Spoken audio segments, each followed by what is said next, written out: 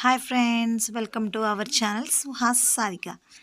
ఈరోజు సింపుల్గా రైస్ కుక్కర్లో చాలా ఫాస్ట్గా మరియు టేస్టీగా ఉండే నార్మల్ రైస్ తోటి మెంతికూర బిర్యానీ ఎలా చేయాలో ఈరోజు ప్రాసెస్ చూద్దాం. ఫస్ట్ కుక్కర్ తీసుకొని ఆ కుక్కర్లో 2 టేబుల్ స్పూన్లు ఆయిల్ వేసుకోవాలి. అలాగే సన్నగా తరిగి పెట్టుకున్న ఉల్లిగడ్డలు, అలాగే పచ్చిమిర్చి వేసుకోవాలి. ఉల్లిగడ్డలు పచ్చిమిర్చితో పాటు మసాలా దినుసులు వేసుకోవాలి. మన దగ్గర మసాలా దినుసులు మన స్పైస్కి సంబంధించి మీ ఇష్టం ఉన్న వరకు వేసుకోవచ్చు. నా దగ్గర అయితే మిరియాలు, దాల్చిన చెక్క, లవంగాలు అయితే ఉన్నాయి, అవి వరకు వేసాను అనమాట. అవి వేసేసి కొంచెం బాగా వేగనిచ్చిన తర్వాత కొంచెం కరివేపాకు వేసుకోవాలి. కరివేపాకు అలాగే కొంచెం కలర్లోకి చేంజ్ అవ్వాలి. ఉల్లిగడ్డలు 2 కలిపేసి కొంచెం వేగేదాకా మనం కలుపుతూ ఉండాలి. కొంచెం సేపు ఉన్నాక అల్లం వెల్లుల్లి పేస్ట్ వేసుకోవాలి. అల్లం వెల్లుల్లి పేస్ట్ నేను 1 స్పూన్ వేసాను. అల్లం వెల్లుల్లి పేస్ట్ పచ్చివాసన పోయేదాకా కొంచెం బాగా వేయించుకోవాలి. వేయించుకున్న అల్లం వెల్లుల్లి పేస్ట్ అనేది ఆ వాసన అంతా పోయి నీట్గా మంచి ఉల్లిపాయలు మంచి కలర్ వచ్చేదాకా వేయించుకున్న తర్వాత 2 పెద్దవి మీడియం సైజువి టమోటాలు తీసుకొని నీట్గా కడుక్కొని సన్న ముక్కలు చేసుకొని తరిగి ఉల్లిపాయలలో వేయండి. ఉల్లిపాయలలో వేసిన తర్వాత ఆ టమాటాలని బాగా కలపండి. కొంచెం సేపు మగ్గనివ్వండి. మూత పెట్టండి. మూత పెట్టి కొంచెంసేపు మగ్గనివ్వండి. అవి మగ్గిన తర్వాత ఏం చేయాలంటే ముందు టమాటాలు మాత్రం సన్నగా కోసుకోండి. అవి టమాటాలు ఎక్కువైనా కానీ టేస్ట్ మారిపోతుంది కాబట్టి 2 మీడియం సైజు అయితే సరిపోతాయి. అవి 2 అంటే మా దగ్గర మెంతికూర వచ్చేసి పెద్ద కట్ట కాబట్టి నేను 2 మీడియం సైజు తీసుకున్నాను. కొంతమంది దగ్గర మెంతికూర చాలా చిన్నగా ఉంటుంది. అలాంటప్పుడు ఏంటంటే టమోటా వచ్చేసి ఒక పెద్ద సైజు ఒక టమోటా అయినా వేసుకున్నా కానీ ఇబ్బంది ఉండదు. అలాగే ఇప్పుడు నేను ఏంటంటే ఆ టమాటా బాగా మగ్గిన తర్వాత కొంచెం బాగా స్మాష్ చేసుకోండి, ఆ టమోటాలు అనేవి కనిపించకుండా. అలాగే ఒక పెద్ద కట్ట మెంతికూర శుభ్రంగా వలుచుకొని కడుక్కొని తీసుకొని నీట్గా టమాటాలలో వేసేసేద్దాం. టమాటాల్లో వేసిన తర్వాత చూడండి, మాకైతే చాలా ఫ్రెష్గా దొరికింది మెంతికూర. అలాగే ఆ మెంతికూర మొత్తం కలిసేసి ఒక కట్ట మాత్రమే చాలా ఫ్రెష్గా ఉంది. ప్లస్ నేను నీట్గా ఒలుసుకొని నీట్గా కడిగేసుకొని పక్కన పెట్టుకున్నాను. ఆ మెంతికూరకు తగ్గట్టే నేను టమోటాస్ కూడా వేసాను అనమాట. మీ దగ్గర చిన్న చిన్న మెంతికూర కట్టలుగా ఉన్నప్పుడు టమోటాలు అనేవి కొంచెం తగ్గించి వేసుకోండి, అప్పుడు బాగుంటుంది అన్నమాట. మెంతికూర వేస్తున్నాను.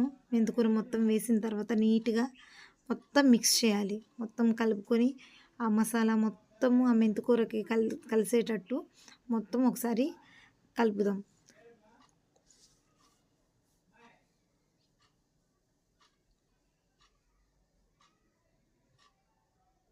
నీట్గా టమోటాస్ కింద ఉన్న ఉల్లిగడ్డలు మొత్తం పైకి వచ్చేటట్టు మెంతికూర మొత్తం కిందకి వెళ్ళిపోయేటట్టు నీట్గా మొత్తం కలిపెట్టుకొని కొంచెం సేపు మూత పెట్టుకొని ఉడకనిద్దాము.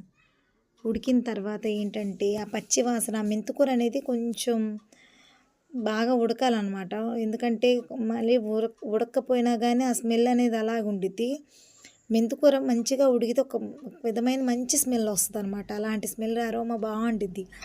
అలా చూడండి, మనం మూత తీస్తూ అలాగే మూత పెడుతూ కలిపుతూ ఉండాలి. ఎందుకంటే అడుగంటకుండా ఉండడానికి అని చెప్పేసి అడుగంటకుండా నీట్గా కలిదిప్పుతూ మళ్ళీ మూత పెట్టుకుంటూ కొంచెం బాగా మెంతికూరను అనేది వేగనివ్వాలన్నమాట.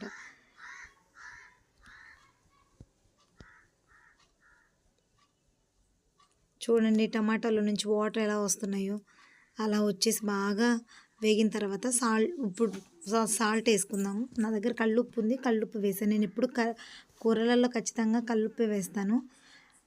రుచికి సరిపడా ఉప్పు వేసుకుందాం. తర్వాత పసుపు కూడా వేసుకుందాం. 1 టేబుల్ స్పూన్ పసుపు వేసుకుందాం.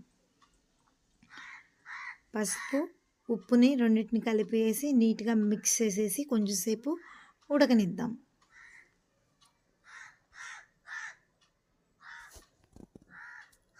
ఆ 2 మిక్స్ చేసేసి నీట్గా కొంచెంసేపు అవి ఆ ఉప్పు అనేది కొంచెం కరిగేదాకా, అంటే ఆ మసాలాకు పట్టేదాకా కొంచెం సేపు అలా ఉడకనిచ్చిద్దాం.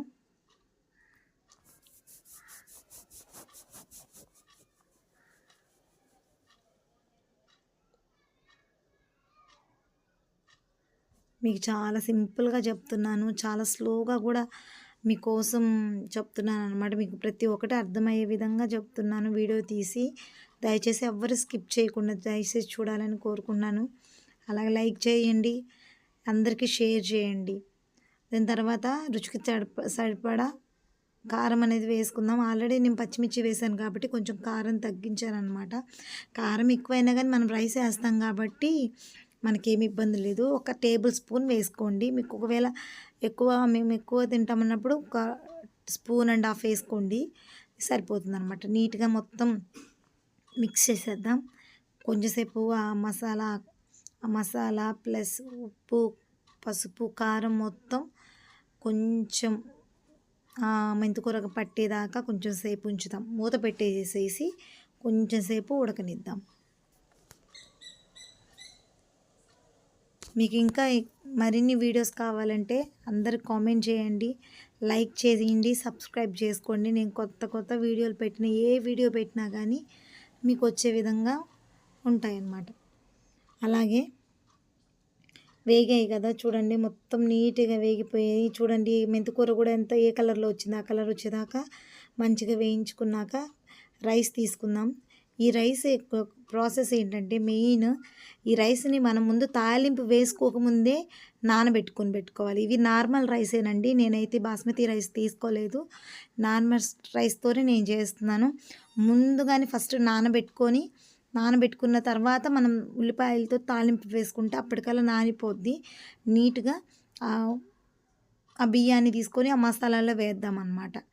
ఆ మసాలాలోకి వేసేసి నీళ్ళు ఫస్ట్ వంచేసి రైస్ ఉంటుంది కదా ఒట్టి బియ్యము, ఆ బియ్యం తీసుకొచ్చి మసాలాలో వేసుకొని నీట్గా ఆ బియ్యాన్ని ప్లస్ ఈ మసాలాని నీట్గా కలిపి ఉంచుదాం.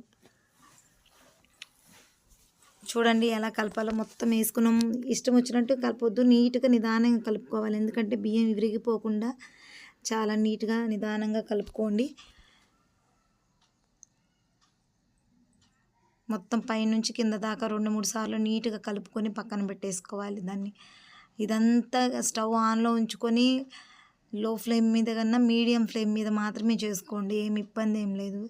మీడియం ఫ్లేమ్ మీద చేసుకున్నా కానీ చాలా తొందరగా అయిపోతుంది, చాలా ఫాస్ట్ అయిపోతుంది. కుక్కర్ కదా త్వరగా అయిపోతుంది. మనం తాలింపేసి ఈ రైస్ దగ్గరికి కొంచెం ప్రాసెస్లో ఉంటుంది, వెంటనే అయిపోతుంది.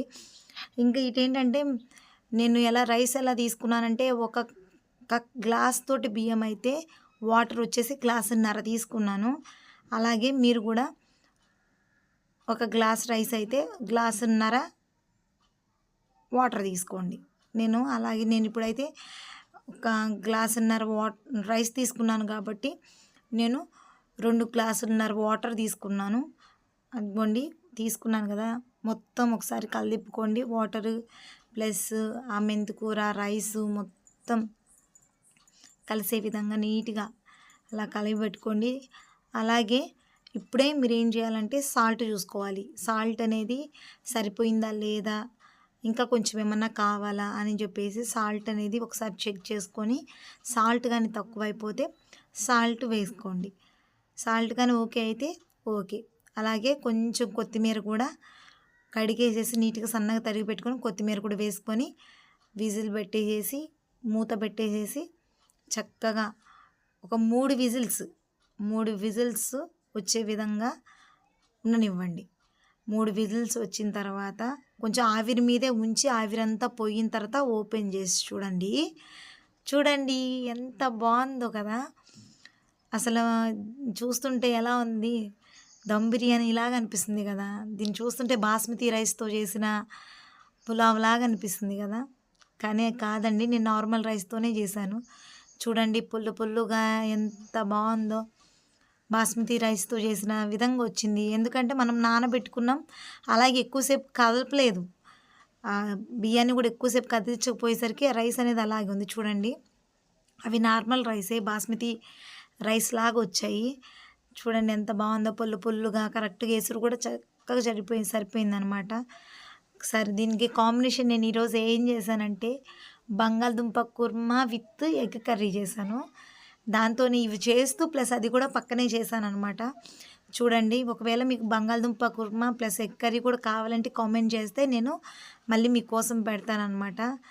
ఒక్కసారి ఈ మేతి బిర్యానీ చేసి చూడండి, సూపర్ ఉండిద్ది. మీరే నాకు కామెంట్ చేస్తారు. ఎగ్‌తో కాంబినేషన్‌తో, ఉల్లిపాయల కాంబినేషన్‌తో ఈ రైస్ తీసుకుంటే చాలా చాలా చాలా బావుంటది. ఒకవేళ కర్రీ లేకపోయినా గానీ ఒట్టి రైస్ కూడా చాలా బావుండిద్దండి. ఉల్లిపాయతోటి ఒట్టి రైస్ తిన్నా గానీ చాలా బావుండిద్ది. ఈరోజే నేను కాంబినేషన్ చేశాను బంగాళదుంప కర్రీతో. కానీ నేను ఎప్పుడైనా తోటకూర, మెంతికూర, ఆకుకూరలతోటి ఒట్టి బిర్యానీ చేస్తాను. ఒట్టిగానే తింటామనమాట. అంత బావుంటది గ్రేవీతోటి. ఒకసారి ట్రై చేయండి, కామెంట్ చేయండి, సబ్స్క్రైబ్ చేసుకోవడం మర్చిపోవద్దు. Thank you all. బాయ్.